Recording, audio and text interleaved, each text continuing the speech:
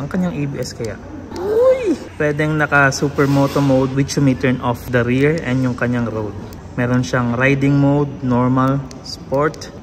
And sa kanyang TCS, pwede mo siyang i-turn off and i-turn on. Kung may Filipino na ba? Wala pa rin. Ako, mahirap balik to. Asan yung English? Patay tayo dito.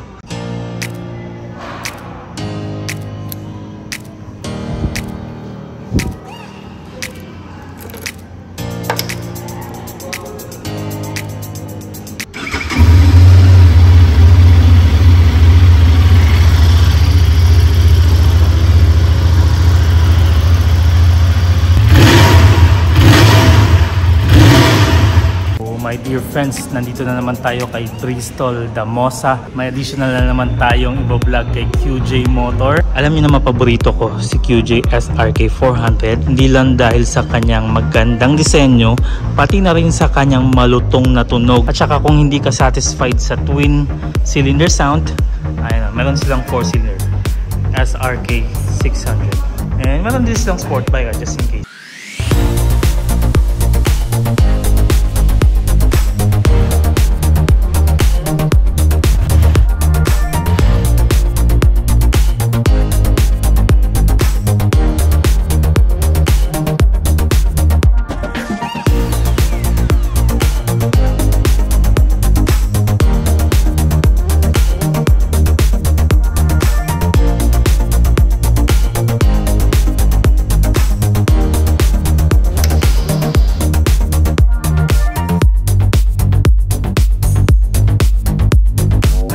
Ayun, nandito na yung SRK 550 nila, or shall I say 554 kasi ngayon yung exact CC displacement. Naka-liquid cooled po siya with a dual overhead cam. That's a 6-speed. It's a parallel twin with a 270-degree firing order.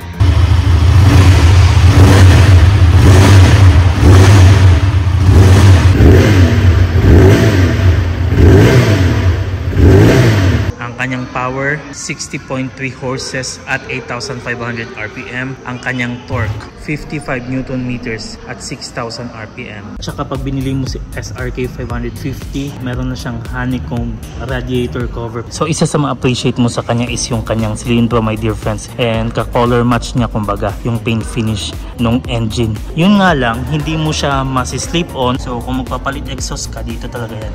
Ayan, tanggalin mo to lahat, palitan mo ng bago. Ayan o, may cover tayo dito. And kung titignan nyo po dito, nicely done naman po. Dual exit exhaust. So kahit pa paano, hindi ka na mapapaisip na palitan pa siya. Meron siya fuel tank na 15 liters. Ang kanyang fuel consumption per 100 kilometers, 5.3 liters. Ito yung excited talaga ako, my dear friends, na i-present sa inyo. Kasi lahat ng mga ditangke ni QJ Motor, wala pa akong reklamo, kumbaga. Lalong-lalo na pagdating sa kanilang fuel cap. Disenyo wise, panalo po. Meron siyang carbon fiber cover dito sa parte na to. And kung titignan nyo, ayun o, QJ branding and with the switchblade styling, kumbaga. Ang ganda lang. Panalo para sa akin itong mga ganitong style eh. At saka kung titignan nyo, my dear friends, dito mo isasaksak yung susi mo instead na dito. So maganda at saka malinis yung pagkakagawa. And one of the exciting part is the display. And sa display, mga maliliit na numero yung makikita mo. Still, they tried to put everything in there. Gear indicator, available po. Ang kanyang temperature, available. Meron siyang fuel gauge. Available din ang kanyang tire pressure monitor. It redlines up to 12,000. Makikita mo ang kanyang ABS lighting and other indicators sa may itaas. Mga maliliit pero kitang-kita kahit papano. And available din ang kanyang traction control lighting. Ngayon, kung pipindutin mo dito, down, and trip A, trip B, odometer, then that's it. Kung pipindutin mo naman yung kanyang up, meron siyang clock, brightness ma-adjust mo, units ma-adjust mo. And tignan natin kung may Filipino na ba. Wala pa rin. Ako, mahirap balik to. Asan yung English? Patay tayo dito. Sadly, wala tayong Filipino. Information, meron siyang Bluetooth, EPMS, pwede makikita mo siya. Page down, ang kanyang mode, meron siyang riding mode, normal, sport, And sa kanyang TCS, pwede mo siyang i-turn off and i-turn on. Ang kanyang ABS kaya, uy! Pwedeng naka supermoto mode which you may turn off the rear and yung kanyang road. And that's pretty much it, my dear friends. LED po tayo sa kanyang daytime running light, and it has a beautiful LED projector lamp na nakakasilaw kumbaga. Napaka-pointy niya. And signals, LED din na may hazard. Nakita ko na tong ganitong concept, ang kanyang tail light nandoon sa may turn signals banda. Gusto ko talaga to. Ano, ganda ng itsura niya eh. Innovative kumbaga and new to the eyes. Kahit din sa kanyang mga minute detail, kung titignan nyo po yung hugis niya dito, monster na monster yung kanyang datingan. And all the way to the headlight.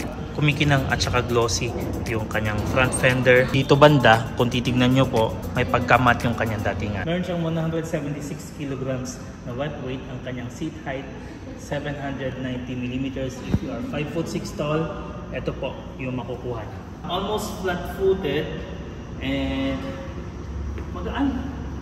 For a big bike like this, magaan siya. And sa tingin ko, mas masarap itong i-handle kaysa sa doon sa 4-cylinder nila na SRK 600. Mas magugustuhan ko to, and it's a twin. Upuan close to sport bike yung kanyang datingan. Maganda naman po yung pagkakadesign. May halong functionality kumbaga and comfort. Maganda din yung pagkakayari sa kanyang pilyon. May kalaparan.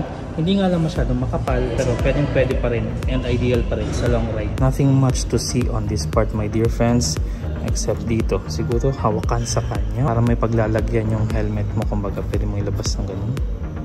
Alright, okay na siya. Kung titignan nyo yung kanyang buntot, pointy na pointy yung kanyang datingan. And malinis yung pagkakagawa kasi nandirito yung brake light. Ang ayos na pagkakaposisyon ng kanyang bars, if you're going to ask me. Isa sa pinaka-komportable na naked. And backlit po siya.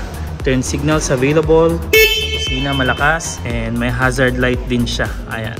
Premium siya kung titignan mo yan. Ayan, no? And also, ang kanyang clutch lever, merong adjustability. May adjustability din ang kanyang brake lever. Kung titignan mo, pati din yung kanyang brake reservoir, maganda din yung pagkakayari. And kahit na hindi siya branded ng Brembo, okay pa rin. At least when it comes to the design, hindi pinagdabot. Golden front suspension po tayo pagdating sa kanyang harapan.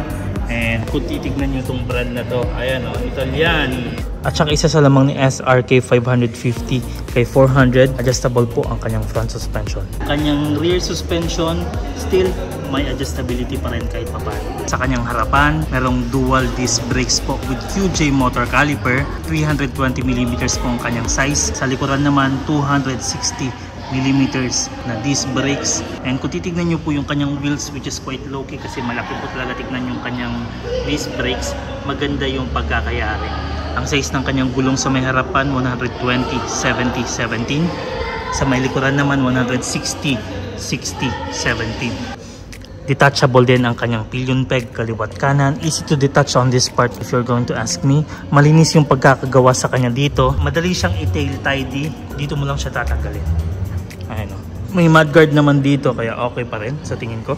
Tsaka itsura wise, my dear friends, hindi talaga pinagdamot. This is perhaps the sexiest Chinese motorbike na makikita mo ngayon. Design wise, shall I say, this is a motorbike that is mixed of culture. Kung tinitigan mo si SRK 400 as MV Agusta, yung itsura naman nito may pagka-empty. And ito yung mga motor na masasabi mo talagang wala ka nang kailangang palitan pa kasi halos lahat ginawa na para sa'yo. Kahit na sub 600 siya, makukonsider mo pa rin siyang one of the best middleweight naked kasi pagdating sa kanyang amenities, sa kanyang rider aid, and sa kanyang safety, okay na okay. Technology wise, panalo rin. And may sarili siyang gimmick kumbaga pagdating sa kanyang design. Kung ayaw nyo yung gray dun sa may likuran, nandito sa kanyang harapan, SRK 550, okay na okay pa rin yung kanyang datingan pero mas maangas at saka mas dark yung red color ni SRK 600. Ang presyo ni SRK 550, 308,900 Philippine pesos. Still one of the most affordable motorbike na mabibili mo dito sa Pilipinas. Ang mga naghahanap ng motorsiklo na to, by the way my dear friends, available dito kay QJ Motor, Bristol Motorcycle, Damosa, Davao City. And link in the description na lang tayo kay Ma'am Mikay. Massive shoutout kay Ma'am Daisy. So sa ating Portuguese viewers dyan na pinanood yung ating SRK vlog, ayan o, SRK 550. It's different from the design of 600 and 400. I think you'll embrace this one with arms wide open, kumbaga. So, nandito tayo sa Casa Alicia. Massive shoutout sa kanila. And dito yan sa Lacaron. Sinubukan dito. It has few rooms, my dear friends. So, masasabi mo talagang hindi siya crowded kapag pumunta kayo. Pwede kayong mag-tent dito. And may mga cottages din sila na available. So, may tindahan din. Ayun.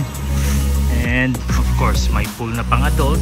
And also may pool na pang bata. Itong kanilang cottage is 500 pesos.